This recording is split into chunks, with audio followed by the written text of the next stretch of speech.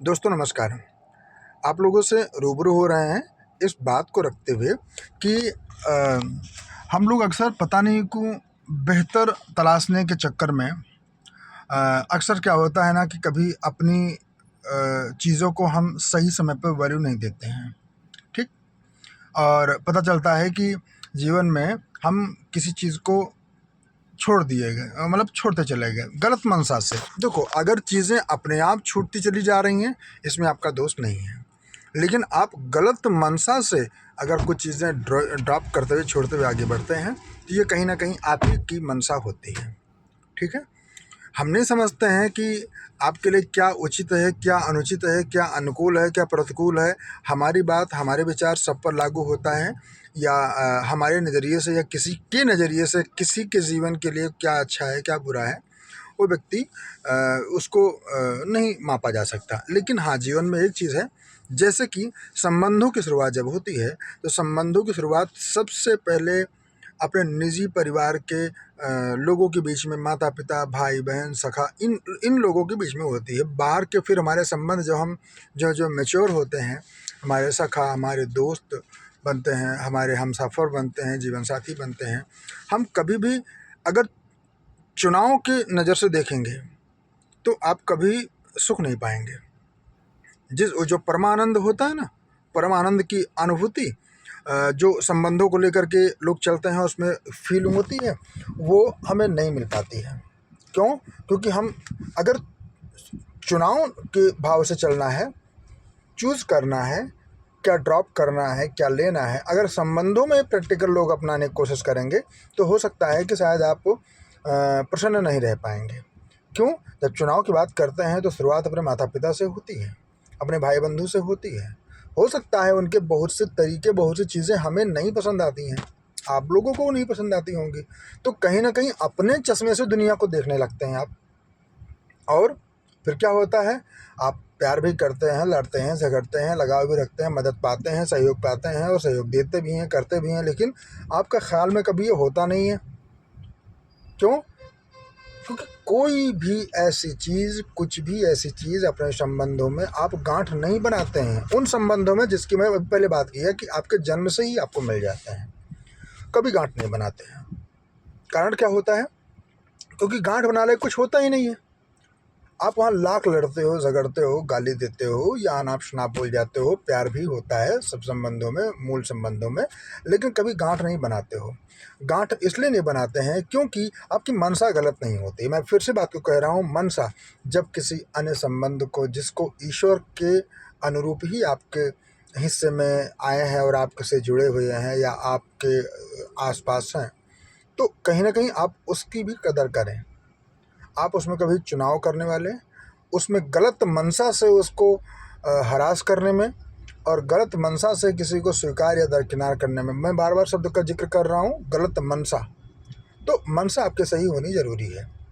जैसे कि हो सकता है आप अपने निजी जीवन में दोस्त हैं, मित्र हैं, सखा हैं, हम सफ़र भी आपके हों, गर्लफ्रेंड, बॉयफ्रेंड एंड पति पत्नी भी हों, बेशक झगड़े होते हों, आज भी आप विवाद किए हों, आज भी किसी रीज़न से आप रूठ गए हों या आपके कोई दोस्त रूठ गए हों, लेकिन जब सामान्यीकरण की स्थिति, सामान्य अवस्था आने लगती है आपके व्यवहार में, बॉडी लैंग्वेज में, आप स्वीकार भी करते हैं चलो ऐसी चीज़ें हम नहीं दोहराएंगे, आप वो भी स्वीकार करते हैं चलो ऐसी चीज़ें हम नहीं दोहराएंगे, लेकिन फिर भी दोनों में से किसी एक पार्टी में अगर दिमाग को, व्यक्ति दिमाग लगा करके होशियारी करने की कोशिश करता है कि अब मुझे पच नहीं रहा है, वो गलत मंशा से संबंध को मैनिपुलेट करने की कोशिश कर रहे हैं, कोई भी एक पार्टी, वही होती है गलत मंशा। और गलत मंशा के द्वारा आप कितना भी क्यों ना अपने आप को बनाने की कोशिश करें, सोफिस्टिकेटेड ह्यूमन बीइंग की तरह रखें, बहुत ही मैनर्ड, बहुत ही सभ्य तरीके से अपने आप को रखने की कोशिश करें, हमारे श्रीमान जी, आप आदरणीय शब्दों से बात करें, कभी आपके बातचीत में एक लेश मात्र भी नाराज़गी और वो जो है खुन्नस या क्रोध ना उत्पन्न हो रहा हो, ये तब तक स्वीकार्य नहीं होंगी जब तक आप इसको बनावटी से वास्तविकता में नहीं ले आएंगे। कहने का मतलब मनसा से मनोदशा में नहीं ले आएंगे। ठीक? क्योंकि संबंध है, वहाँ नाराज़गी, जो आदमी एक उस स्थिति में है उसको उसी में स्वीकार करो। आप कमियां गिनाओ, अच्छाइयाँ गिनाओ, सब, लेकिन आपके जहन में कभी उसको क्विट करने की या कुछ उसको तोड़ने की या उसको तराजू पे लेकर के जज करने की आपका नज़रिया ठीक नहीं होना चाहिए। हम सबका नज़रिया नहीं होना चाहिए, क्योंकि जब तराजू लेके बैठते हैं तो कुछ चुनिंदा संबंधों के लिए ही क्यों, सभी संबंधों के क्यों नहीं तराजू पे तौलते हैं? क्या आपने कभी अपने रिलेटिव्स को, जो मामा, नाना, मौसा, काका रहे हों, क्या इनको भी आपने कभी तराजू में तौला? अगर तौला भी, कुछ अच्छा भी पाया, कुछ बुरा भी पाया, तो क्या आपने छोड़ दिया? नहीं ना। लाख आप नाराज़गियाँ अपने मौसा जी से जताते हों या अपने मामा से जताते हों, मामी से जताते हों, या और किसी संबंध की बात मैं करता हूँ, आप जाते हैं कार्यक्रम में शामिल होते हैं, घुल मिल जाते हैं, सारा छूमंतर। क्यों? मनोवृत्ति आपकी गलत नहीं है, लाख बुराइयाँ और आलोचनाएँ आप सामान्य दिनों में करते हो तो ठीक, लेकिन जब मनोदशा आपकी जो उसे बोलते हैं कि ये मनसा आपकी गलत हो जाती है, जानबूझ के हरास करने की, जानबूझ के टॉर्चर करने की, जानबूझ के अपमानित करने की, जानबूझ करके विपत्तियों में, परेशानियों में डाल देने की, या पड़े हुए अपनों को उस दरमियान ना खड़ा होने की, उसके साथ में मना कर देने की, परिस्थितियों को जानते हुए संवेदना और प्रेम विहीन बर्ताव करने की, तो कहीं ना कहीं ये साफ मनसा झलक आती है कि आपका बर्ताव संबंध के प्रति सम्मान, संबंध के प्रति प्रेम, लगाव और अपनेपन की तरह नहीं हो। या मैं करूं, आप करें, लोग करें, आपके परिचित करें या आपके अपने करें, ये साफ साफ होता है। जैसे कि छोटा सा उदाहरण आप ले लीजिए, छोटा सा बच्चा है, आप उसको कुछ भी न करते हों, सामान्य स्थिति में खड़े हों, एकदम सामान्य स्थिति में, आप कितने भी क्यों ना भारी भरकम इंसान क्यों ना हो, डरावने क्यों ना हो, ठीक है, जो आपके दिमाग में चलता है वो आपकी बॉडी लैंग्वेज में और फेस में दिखता है, ठीक है। मनोविज्ञान के थ्रू इसको अच्छी तरीके से समझा जाना जा सकता है। तो अगर आप डरावने भी क्यों ना हो, लेकिन ऐसे कोई एक्टिविटीज़ आप मेंटली और फिजिकली भी नहीं कर रहे हैं, तो बच्चा शायद आपसे न डरे, छोटा बच्चा ही क्यों ना हो, और आप दूर से हों, कुछ भी ना कर रहे हों, आपकी मनसा ही उसको हरास करने की, डराने की है, बच्चा आपसे दूर भागेगा, डरेगा या रोएगा। आप चाहे थप्पड़ न मारे हों, आप डांटे ना हो, क्यों? मनसा से ही अगले का रिएक्शंस निकलते हैं। आदमी कोई इंटेंशनली रिएक्शन निकाले तक की बात अलग है, लेकिन अगर मनोवृत्ति इस व्यक्ति की ऐसी है तो कहीं कहीं मनसा पे प्रश्न चिन्ह होते हैं, मनसा का रिएक्शन मिलता है। और अंत में कह दे रहा हूँ कि ईश्वर कभी भी आपके बुरे या अच्छे बर्ताव पर आपको फल या प्रतिफल नहीं देता, सिर्फ आपकी मनसा पर।